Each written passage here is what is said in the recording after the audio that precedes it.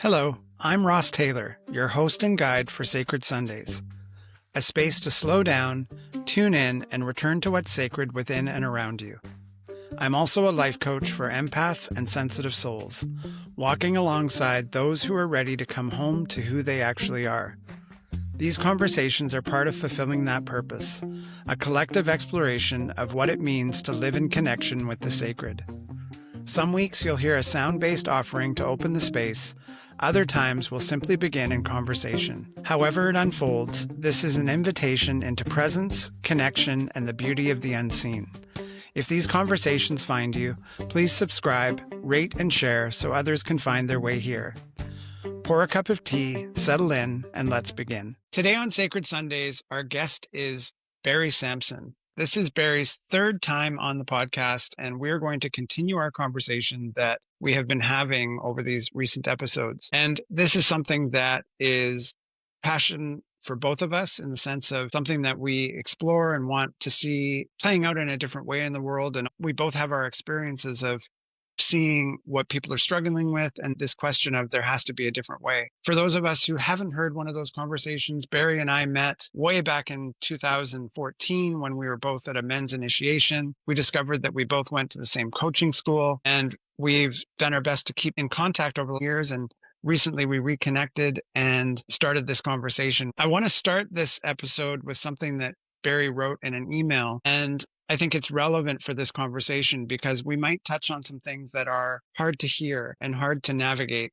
But if we don't have the conversation, then we can't actually change anything. So what Barry wrote in this email was, truth shared is not truth received, but truth never shared will never be received. So I'll say that again. Truth shared is not truth received, but truth never shared will never be received. So that's part of, I think, what's going to drive our conversation today, which is let's talk about the truth. And I think this is a core element of the pods that Barry runs, and is just like bringing these things out into the open and talking about them in a way that can create change. So Barry, what would you like to say about all that? Welcome to the podcast, and I look forward to this conversation. Okay, well, thanks, Ross. It's great to be back. I too am excited by our third round here. And yeah, the email I sent you, the little primer, was just this notion that we can be in the presence of what I would call the truth and not be able to see the truth at work or to see it have an impact on our world. There are powerful forces in our world that are in many ways running counter to our understanding of the way things actually work. I believe that on this call, we are going to approach the DSM, which is the Diagnostic and Statistical Manual that the American Psychiatry Association has created and has managed over pretty much since the 1970s. And I guess I'll just say that I'm not out to destroy anything. Our conversation today will be around the perceived weaknesses of the DSM itself. And I just want to say that my priorities are always with the people who are themselves suffering, the people in pain, the families that are trying to figure out what to do when family members run into genuine distress. But my allegiance is with the sufferer. Yeah.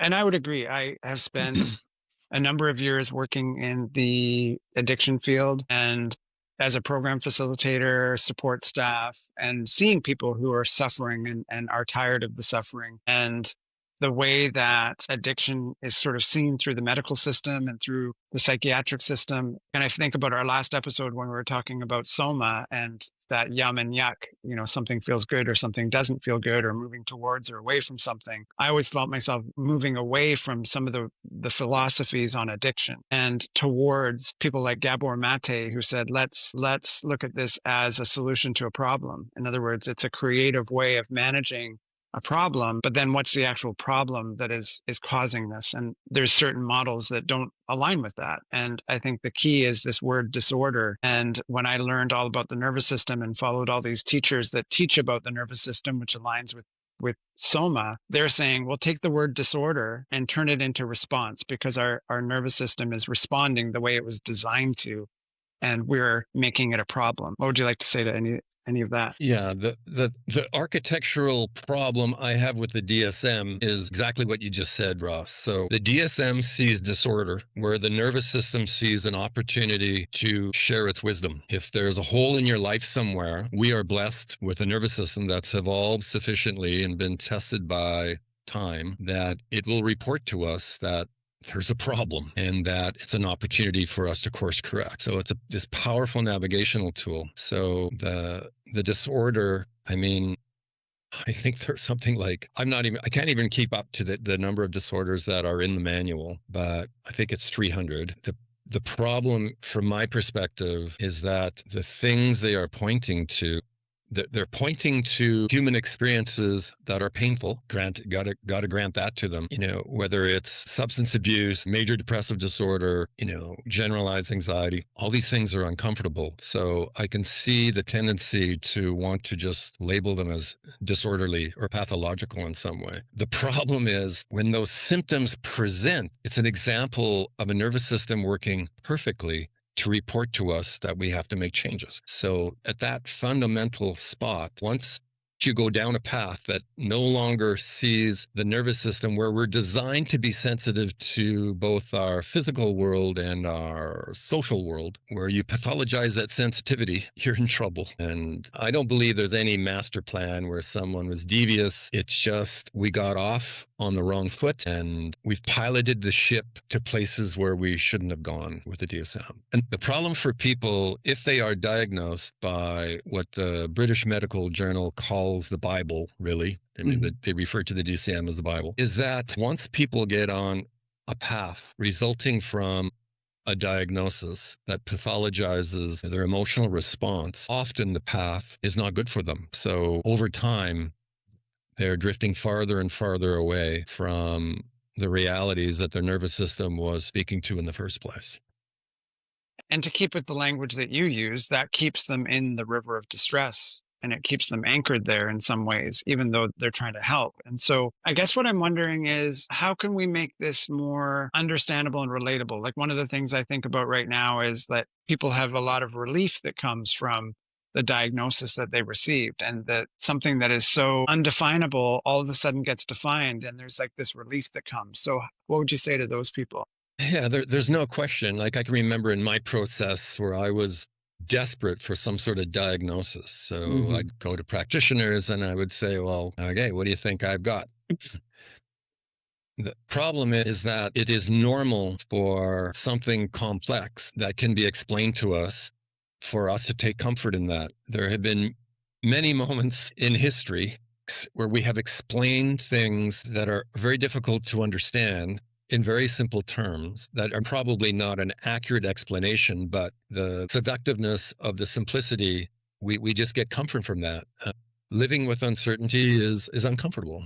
So any form of certainty, even if it's, as I would argue, unwise, is at least initially we will experience comfort. The problem is, as explained before, if the diagnosis leads to a prescription of either, most often it leads to some sort of molecule that we ingest that is going to help fix us. The problem is it takes us down a path that often ends very poorly for us and for those around us as well. So the fact that human beings get comfort from appealing to experts to have them explain things, that's just human nature. Even if the experts themselves are confused or on intellectual footing that is moving beneath them, which I would argue right now is what's taking place in our world. We're no longer blindly following the dictates of the DSM. Many people around the world are going, well, just hold the bus here.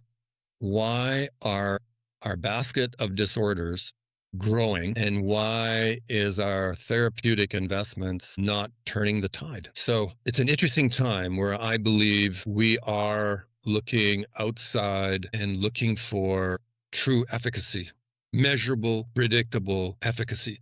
One of the biggest concerns I have with the DSM is, in their own words, on the very, very beginning of the DSM, they say they just do diagnosis. They do not get tangled up in explaining why people are hurting, and they certainly do not get involved in how people get better. So that lack of accountability to measurable efficacy lets them drift, where any practitioner that works in the lives of people and families in pain, they're constantly tested by what works and what doesn't work. But the committee that creates a DSM, they're not. They are absolved of all that. They are essentially above it. So that's a big concern I have. And then the other one is any system or institution that we create to serve us, we normally have some sort of transparency where we can look into it and review it periodically from outside the system or institution. The problem with the DSM and the committee that runs it is they don't publish any of their minutes. No one signs their name as to why a certain disorder after 30 years of being normal is now abnormal. So there seem to be no countervailing measures where someone is tasked with pulling certain behaviors out of the DSM and renormalizing them. So we got this wind that only blows one way. And then we wonder why everywhere we look, the world's full of disorder. And I guess two things. One is, if I think of our last conversation, we talked about the idea of the nervous system and soma giving us these very clear signs. And we're effectively putting a piece of black tape over the check engine light that is our nervous system and not listening. And that's a huge problem because we're disconnected from ourselves. So that's really what you're underlying.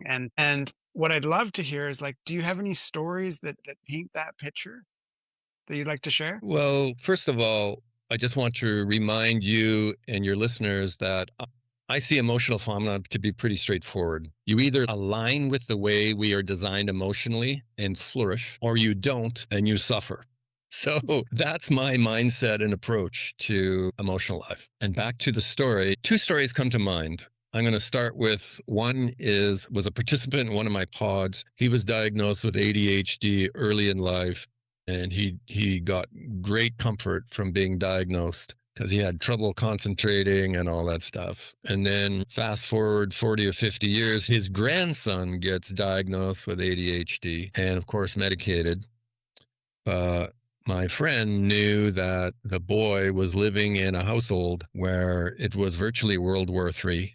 The little boy was concerned that his mom was unsafe. Money and food and these sort of basic and shelter there were existential threats. So he was torn between the comfort that he had experienced when he was diagnosed with ADHD and medicated, and knowing that there were these powerful circumstances that were very likely driving his grandson's distress, which manifested in little boys that can't focus on long division when they don't know if their mom is going to be okay. So to me, that's pretty straightforward, that a more holistic approach to that situation probably would not have medicated that little boy. Another story I have is a friend of mine was a doctor in Seattle, and someone came to her and said, "Hey, I want to be put on medication." I think he was a musician or something, and he wanted to try out for a choir or some band or something. I forget exactly the details. And he was feeling all this anxiety around this notion of reaching out and applying for or trying out for this thing.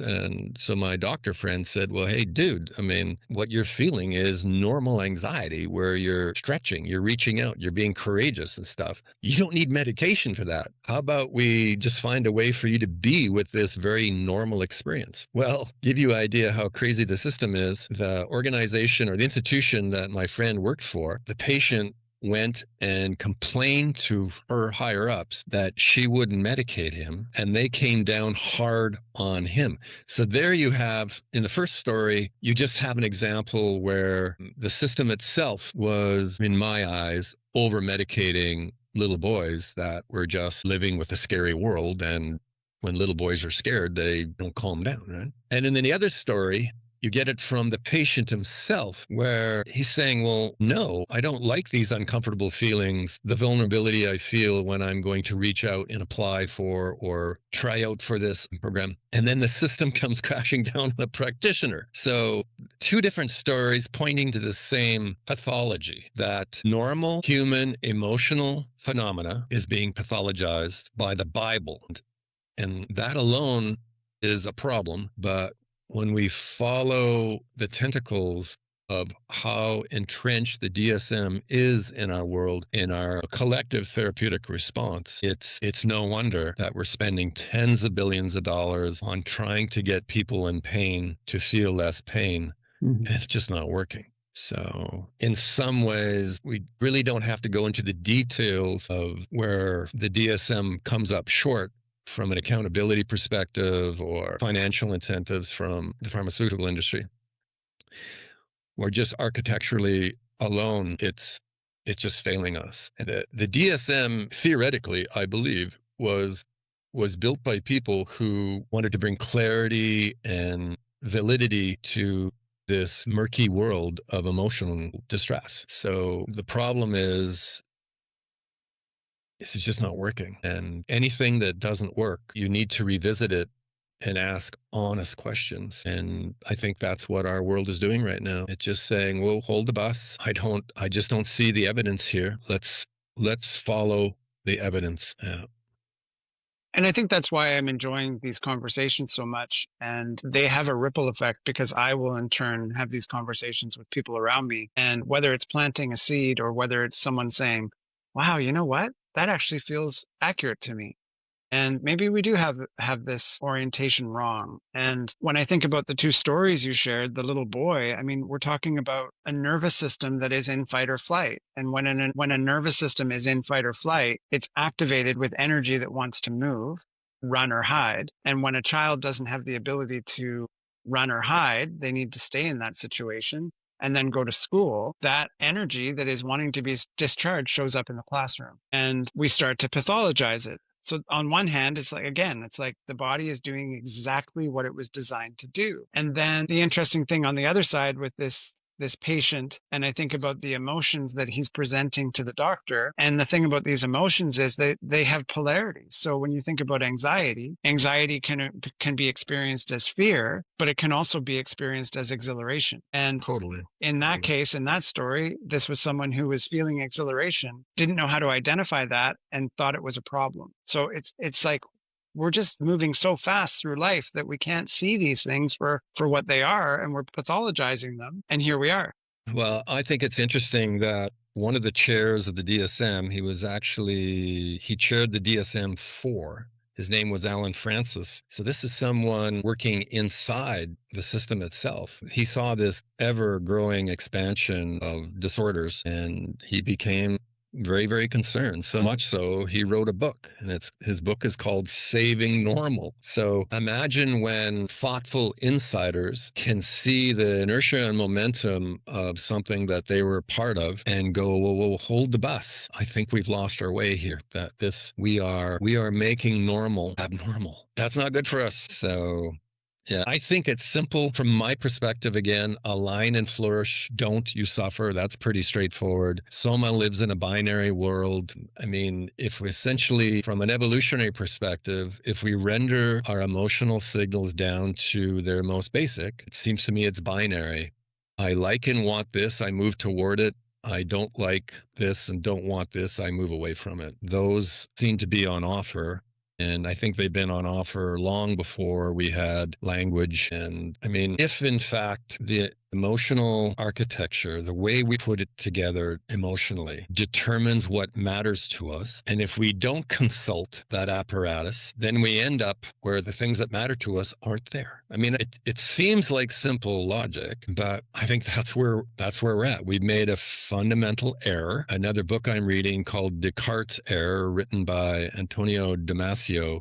I mean, he just cites the fact that when it comes to the domain of understanding what matters, capital M, what matters to humanity, and you don't consult the somatic system, that part of our nervous system, he includes the term mind right in through the body. So, there's these neurons that operate in our gut and all of that. There's this powerful orchestra of wisdom, which includes both reason, but also emotional phenomena that has evolved over hundreds of thousands of years, and it speaks to us and knows what matters to us. So you just have to continually keep your eyes and ears open so that you can hear those messages. And essentially with Soma, you're feeling them, or you can get lost.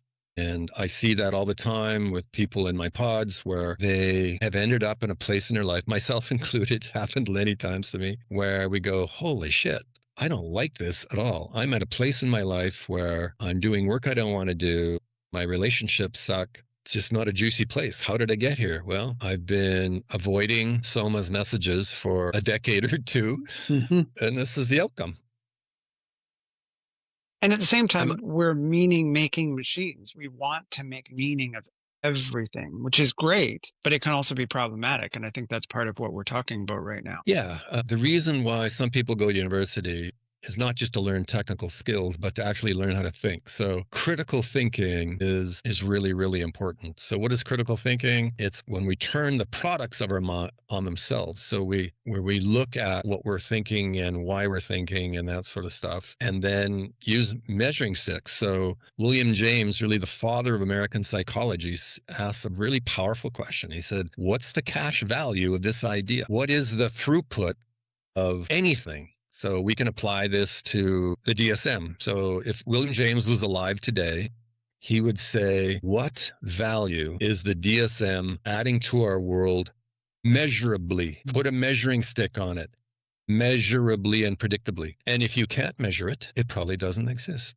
That means the DSM would probably flunk William James's test. He just says, whoa, hold the bus. I just don't see the utility here. So, there is a bias in our world where reason is king and poor Soma has been swept into the corner. And there have been good reasons for this. I mean, there's been all sorts of euphoria and God forbid what went on in World War II in Germany. These were examples of really screwed up thinking. There's a book called The General Theory of Love, and in it, it's one of its most powerful lines said, there is nothing outside the limbic system that prevents us from harming others. Just get that. Can you say that again? There's nothing outside the limbic system that prevents us from harming others. So reason, which has in our world has floated to the top, like in every university, nobody anywhere takes pot shots at reason. Reason it built the atomic bomb. It created flight. It's done all sorts of wonderful things, but it didn't prevent Auschwitz. Yeah. Because it couldn't. The only thing that will ever prevent Auschwitz from happening again is Soma. That's it. Yeah. And to the degree that we treat her as some lowly primitive system, we're rolling the dice. Right. That's the way I see it. So this maltreatment of Soma is nothing new. It goes way back in time. And when you dig into the history, you can see the wisdom of trying to keep reason driving the bus, because there have been all sorts of crazy things associated with emotional life. And I think you and I have talked about this on our previous calls, the jackal and the giraffe. So there are two modes of emotional phenomena. One is the jackal and one is the giraffe. When the jackal is operating, which I would argue it is right now in global affairs and that sort of thing, the way emotional life works in the jackal domain is zero sum. I win, you lose, this sort of thing. So when, if you're a historian looking at the craziness of when jackal regimes reign unchecked, it makes absolute sense that we would help moderate the passions of the jackal by saying, hey, reason is really in charge. The problem is no one has properly identified the evolutionary plan A, or the giraffe, which Marshall Rosenberg referred to in his nonviolent communication, the giraffe, which is the complete liberation of the emotional engine, but it is in full alignment with the way we are designed emotionally. So there you can see why most people would just throw all emotional phenomena in the same basket and say, hey, this can't be trusted. It's subject to crazy things. Therefore, reason must be the moderator. The problem is there was no discernment between the jackal and the giraffe. So when Machiavelli wrote The Prince and explained how political life worked in the princedoms of Italy back in, the 14th or 16th century, he was describing the jackal in its operation, and there is an alternative. And that's really going to be, I think that's our task over the next 100 years or even the next few decades, is to access the giraffe and its imperatives and celebrate emotional life as it works from a non-zero sum game where there are nothing but winners, where we listen to soma and courageously so. A long-winded route to try to explain why I believe we are where we are today, which is rediscovering somatic wisdom. Mm-hmm.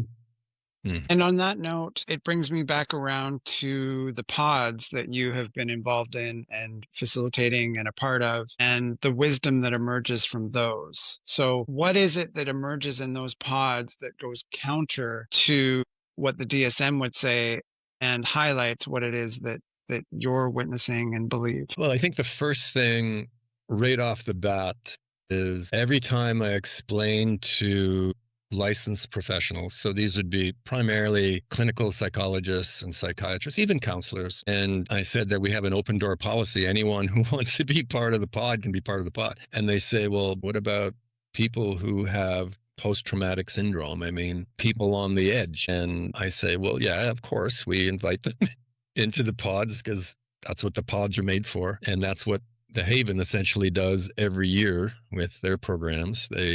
Everybody comes if they want to. So that's the first thing where I see a big differentiator is if you're hurting and you want to be part of the pod, you're part of the pod. That's it.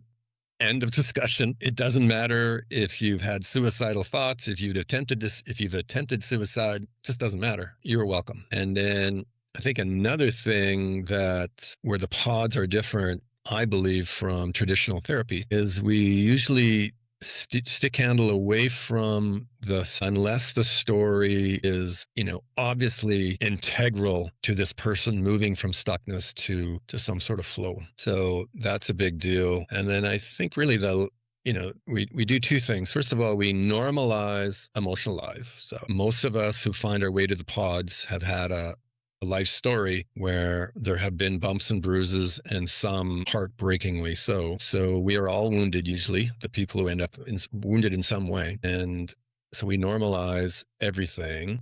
No disorders. Yeah. The only diagnosis we have is, are you hurting or not? That's it. That's a simple part.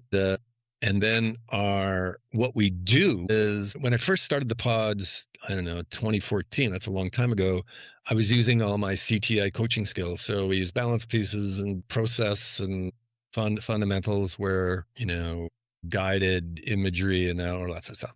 And what I've noticed is over the years, it just got simpler and simpler. To this year, all we do as we get together, we do a check-in, ask each other what's going on. So we're consulting soma. And if somebody has something where soma is saying, hey, I think I need to have a look at this, then we explore it, and we do something unusual. We ask people what they want. So if they want feedback, or if we want to present feedback to the person in process, we will ask them, say, hey, are you open to some feedback on what, there's something coming alive in me. So if it was you and me, Ross, on a call, and let's say Ted was in process, Ross might say, hey, Ted, are you open to some feedback? I've got something coming alive in me, and, I think I'd like to share it.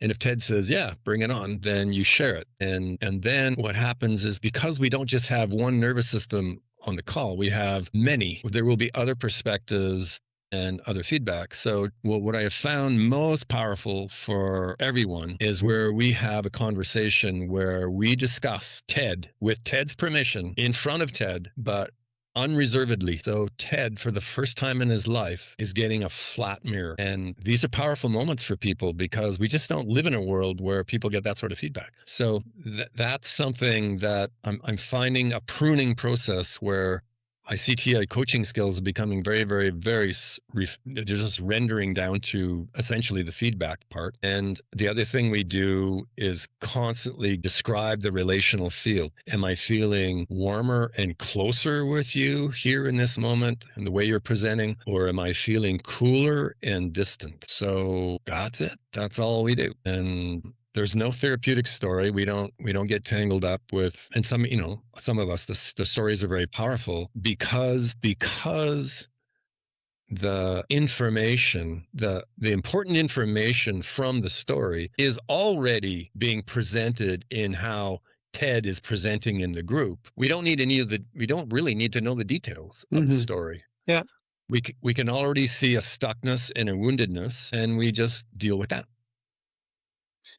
And what I love about that is it comes back full circle to this piece around sharing truth, and that truth being our felt sense of a situation, of a person, our inner orientation towards what feels right and what doesn't feel right. And what's interesting about that is if we circle back to the little boy who is having these responses to his family situation, like what would happen if the teacher just said, "Hey, what's going on with you? What's happening at home?" and got curious. And I think those things do happen, but I think they might not happen as much as we'd like. What would happen if we just get curious? And it sounds like that's what happens in the pods. And really what we're taking a stand for is like, there's a better way, and it's relational.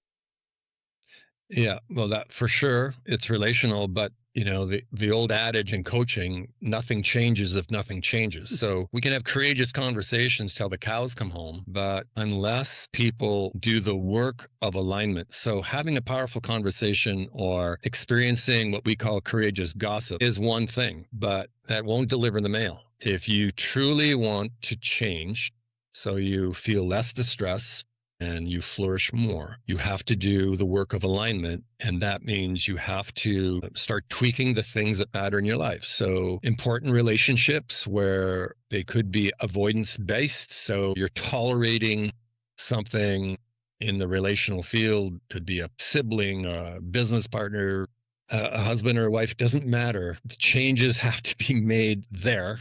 Totally. And also our relationship with all the other things that matter. So work that matters, activities that we love, food that's good for us, exercise. I mean, there's a hierarchy. I mean, to me, the lowest hanging fruit has always been relational. So if someone takes on important relational projects and completes them, has those conversations, cleans things up so that when they get together with someone, there's no yuck between them, and the distress goes, way down. The needle moves instantaneously. That's the cool thing about these things, is the idea of having to be on meds for, I know people on meds for 30 years, and I know people in therapy for, close to 20 years, and they're just as stuck now as they were when they started. I Yeah. have a real example of what you're speaking about with these relational projects. And it happened when you and I were getting ready to get on this call. And there was something that I did that I swear to you, Barry, I never would have done it a year or two ago. But I keep practicing it. And we were talking about the podcast and where we we're going to go. And I just interrupted you and I said, "Hey, like, can we just get on with it?" And I got to say, that kind of thing would have been risky for me in the past, and it wouldn't have been easy. And I did it. And here we are. We're having a great conversation. And to that point you made about we just move on, it's so true. But I have a rejection wound. And so my belief was always that if I spoke my truth, I was going to get rejected or something worse. But that's not what happened. So I get these experiences and I continue to stretch this relational muscle and I continue to get deeper relationship from it. And I'm not stuck with the uncertainty and the feelings that come along with it. So I thought it was just a really great real example of how this can be. Well, I would like to add to that. So if that was in a pod situation, well, let's consider this a pod right now between your listeners and you and I. And then I would say, Ross, when you present courageously and clear and concise like that, I'm powerfully drawn to it. I find that attractive. So in this moment, what I call the Jody test. So the Jody test is something where I'm drawn to what's being presented, or I find myself wanting to move away from it. You pass the Jody test. So that's how emotional life works. Right. Yeah. So pretty simple stuff. Emotional life was never designed to be complicated. No. The complication came when we started resisting and making Soma and her messages wrong. And, then we got in a big mess for 6,500 years. Yeah. We can fix this. Well, we are fixing it. Society is going through a process right now where we're fixing it. There's no question. Yeah, I would wholeheartedly agree. And this conversation is a part of that for those who want to hear it and are ready to hear it. And I think we're living in a time when we're getting frustrated with the way things are playing out. And ultimately our passion, our creativity, all those things that get numbed together. And there's a force that is trying to emerge yet again. And so I think these conversations are helping that to happen. And that's a good thing. I agree. And further to your point, a lot of people feel disempowered. So they look at the world and go, well, how can little me do anything to resist the monstrosity of the DSM or the current political environment and, whatever else. And the truth is the same way we've changed everything throughout time. I mean, the civil rights movement, think of how much momentum was pushing against Martin Luther King and his followers, or Harvey Milk, and, the hatred we had towards homosexuality. People sat down one day and said, hey, this doesn't feel right to me. I'm not going to tolerate this stuff anymore. I'm done. Mm-hmm. And that's how we change it. Yeah. And the beauty of today is ideas and movements can move so much quicker. There are distortions in social media and algorithms and all that stuff, I understand. But at the end of the day, what goes on in our emotional apparatus, in our own world, and the impact we have on family members and people at work and our neighbors, that's how we change the world. And it's happening. There's just no question. The conversations that are taking place today and that show up in my feed would not have shown up 4 or 5 years ago. Mm-hmm. It just would not have been there. We have people with lots of credentials behind their names saying, well, we'll hold the bus. This is not right. Yeah, I would wholeheartedly agree that, and I'm seeing it as well in my feed. And yeah, we are having a conversation that's needed and important. And ultimately, if I think of this podcast and all the different guests that come on, there is a consistent theme. There's a couple of consistent themes. One is to slow down, and it ties in with this next one, which is to really reorient ourselves to our inner compass. And that inner compass is the soma, it is the nervous system. And when we slow down, we can start to hear those things again. And the combination of that is a recipe for change, because we cannot ignore that inner voice, that inner knowing, that inner feeling. But when we do, we end up where we are. Yeah, you and I are completely aligned on that. Ross, did you want to explore that stuff from Lapland with psychosis, or do you want to? So last night I was preparing for this interview with Ross. I wanted to get all my ducks in a row, and then out of the blue, I bumped into a study. Well, it's no longer a study. It's a program in northwestern Lapland, which is in Finland, where they are doing amazing things with schizophrenia.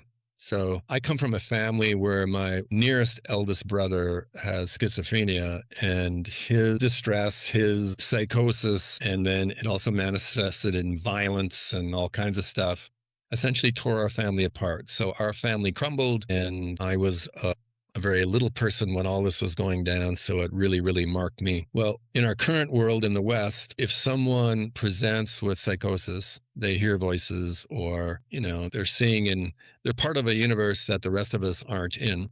There's some sort of arbitrary delineation between how we are normal and they are somehow abnormal. At any rate, we medicate them, and virtually for the rest of their lives, it'll be just a fluke if they make it back to a productive life where they go back to school and back to work. But in parts in northwestern Finland, they do it differently. So what they do there is when someone presents as schizophrenic or psychotic, they phone into a central office. 2 practitioners are dispatched immediately to the family's home, and in the kitchen they have what they call an open dialogue. So this is a conversation where there are no taboos, and if the family, of course, most family systems don't have these sort of conversations. So then the practitioners themselves have this very frank conversation in the context of the family in front of the person who's dipped into what we call psychosis or schizophrenia. And then from then on, that family, those practitioners continually to revisit that family in their home.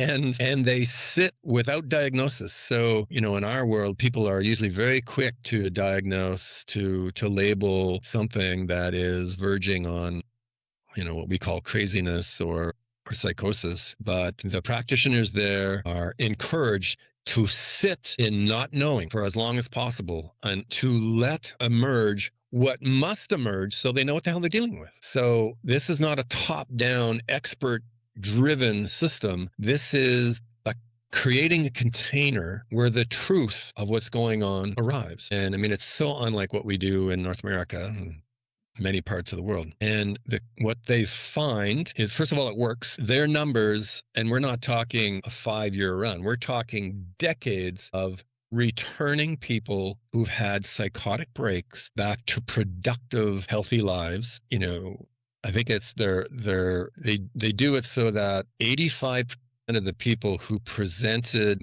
to them initially, let's 100 people, 85 of them would, after 5 years, go back to be just like you and I. And 90% of those are returned to sort of normal life where they get to work and all that stuff again. Mm-hmm.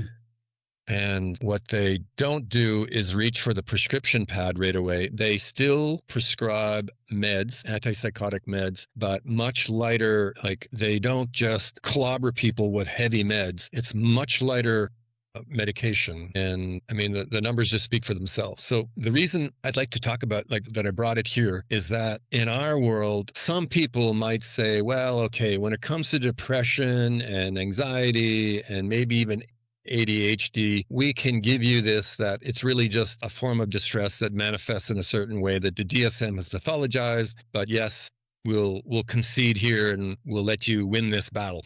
So when I say my diagnosis, are you in the river of distress? That's it. That's the whole diagnosis. In Finland, they extend the river of distress into psychosis. So they don't draw an arbitrary line, and they bring the holistic approach, and they see most often there's a powerful story driving what we call psychosis, or this distress that's being presented in psychosis. And they recognize that most of the time there's a brokenness somewhere in the relational field, some sort of traumatic event, something like that, where the person unconsciously created this other reality to protect themselves. So, I mean, when I bumped into that last night, I go, well, this is so, first of all, nobody in the West has those sort of numbers on their side. So heavily medicated people returning to work unmedicated in 5 years is virtually zero in our part of the world. My brother was so heavily medicated, he eventually had to go hang himself because life was unbearable. Mm-hmm. Like, it was just so unfair, so inhuman.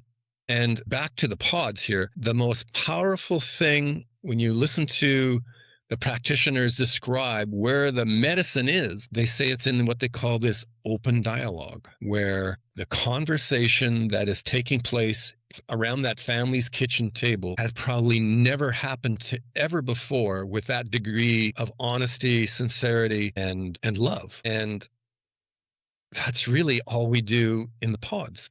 So it was pretty wild for me to bump into something that has evolved for the past 40 years in Northwest Finland on a parallel in a different part of the world. It has evolved to something as simple as that in my pod. Most practitioners, they will say, okay, yeah, I can work with you if you got, well, I don't want you too depressed. Like, if you've already attempted suicide, I might need to pass you on to a psychiatrist or something, because there's such a scary place for so many people to be. But as soon as someone presents with, oh, I hear voices, they don't get a second read. They are usually delegated immediately to someone who will medicate them.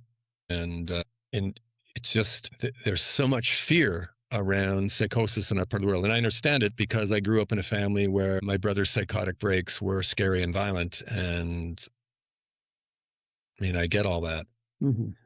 The problem, which I think it is much more so than our current medical model believes, then we need to create from that place. And parts of the world like Finland, they're decades ahead of us, returning people in pain, whose pain manifested in psychosis, back to productive lives, predictably and measurably. And we're doing a terrible job here. I love that you shared that, Barry, and I'm going to make sure to share the link to that video in the show notes, because I think it really does underline everything we've been talking about. It just kind of punctuates it, which is great. So thanks for that. Yeah. Okay. And, for the viewers, it's not a great production. The guy that put it together wasn't very skilled in, putting together powerful video documentaries, but it's the content that I believe is where the nuggets are in it. So anyway, that's a good point. Yeah. Well, Barry, I think we've covered some good ground today, and this is probably a good place to leave the conversation. So thank you once again for making the time for this third installment of this conversation, and perhaps there will be more. Can I offer one more thing? So if there's a parent out there somewhere, or a friend or someone, a colleague of someone, where they have delegated either one of their children or a friend or colleague to an expert, and that expert has then done a diagnosis and offered a prescription, and that person is now medicated, right? There's a possibility that people feel a great deal of guilt around that. So what I want to speak to is that impulse for you to reach out to an expert was bang on. And you reached out to another human being, which was bang on. The problem is, in our current time, many of the people we're reaching out to are putting our loved ones on a path that I believe is not good for us. So do not make wrong your impulse to reach out to experts. I think we have to be more and more proactive now in understanding that our experts are humans too, and some of them can get tangled up in things that will impact the outcomes of the people we send to them. Thanks for adding that important piece. Okay, my pleasure. All right, Barry, until next time. Okay, bud. Thanks for this. I really enjoyed it. Thank you for joining us on Sacred Sundays. I hope something in today's offering spoke to your spirit, stirred something true, or simply gave you a moment to breathe. If this conversation resonated, please subscribe, rate, or share. It truly helps this work reach the people who are meant to find it. If you'd like to step inside my world a little further, I host a free live practice 3 mornings a week called Start With You. Just 20 minutes on Zoom to return to your own energy. Everything you need can be found at the link in the show notes. Until next time, may your day be slow and sacred.